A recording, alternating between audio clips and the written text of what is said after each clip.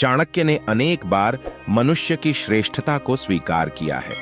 उनका कहना है कि यदि मनुष्य जीवन एक क्षण के लिए भी प्राप्त होता है तो उस काल में भी मनुष्य को श्रेष्ठ कर्म करने चाहिए, और यदि उसका जीवन एक युग से भी अधिक हो तो भी उसे बुरे कर्मों में लिप्त नहीं होना चाहिए। चाणक्य कहते हैं कि मनुष्य को चाहिए कि वह जो समय बीत चुका है या जो आगे आने वाला है, इसकी चिंता छोड़कर वर्तमान की ओर ही ध्यान दे। समस्याओं का समाधान उसी में निहित है। मनुष्य की सफलता उसके स्वभाव पर निर्भर करती है। वह स्वभाव से ही सज्जन पुरुषों और अपने माता पिता को प्रसन्न कर सकता है। महात्माओं का स्वभाव ही ऐसा होता है कि वे धन को तिनके के समान तुच्छ समझते हैं। यदि उनके पास अधिकाधिक धन हो जाए तो भी वे अभिमान नहीं करते। वे उसी प्रकार नम्र होकर झुक जाते हैं जिस प्रकार फल से लदी हुई वृक्ष की शाखा। आचार्य का कहना है कि अपने बंधु बांधवों के प्रति कर्तव्य पूरे करते हुए उनसे इतना अधिक लगाव नहीं बढ़ाना चाहिए कि उनके बिछड़ने से कष्ट अनुभव हो। जो व्यक्ति सदैव सतर्क रहते हैं और समय आने से पूर्व ही आने वाले कष्टों को रोकने के उपाय कर लेते हैं, ऐसे व्यक्ति अपना जीवन सुख से बिता देते हैं। परंतु जो भाग्य के भरोसे रहता है उसे कष्ट उठाना पड़ता है। जैसा राजा वैसी प्रजा एक बहुत पुरानी कहावत है।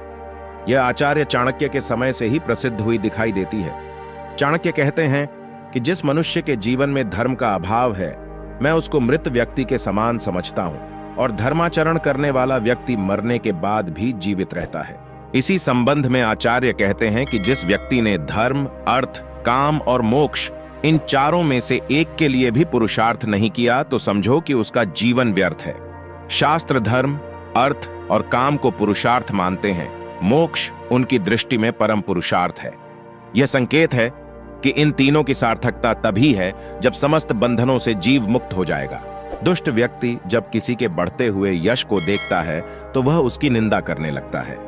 भगवान श्री कृष्ण ने भी मनुष्य के मन को ही मनुष्य का सबसे बड़ा मित्र और सबसे बड़ा शत्रु बताया है, क्योंकि उसके विचार ही उसे संसार के मोह माया में फंसाए रखते हैं, जो उसके लिए बंधन के समान है।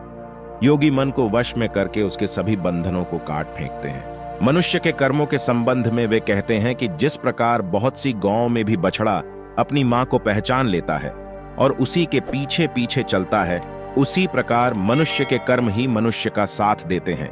अर्थात वह जैसा कार्य करता है उसके अनुसार ही उसको फल भोगना पड़ता है। कर्म के संबंध में चाणक्य आगे यह कहते हैं कि मनुष्य को कर्मों के अनुसार ही फल मिलता है और उसकी बुद्धि भी उसके द्वारा किए जाने वाले कर्मों के अनुसार ही कार्य करती है।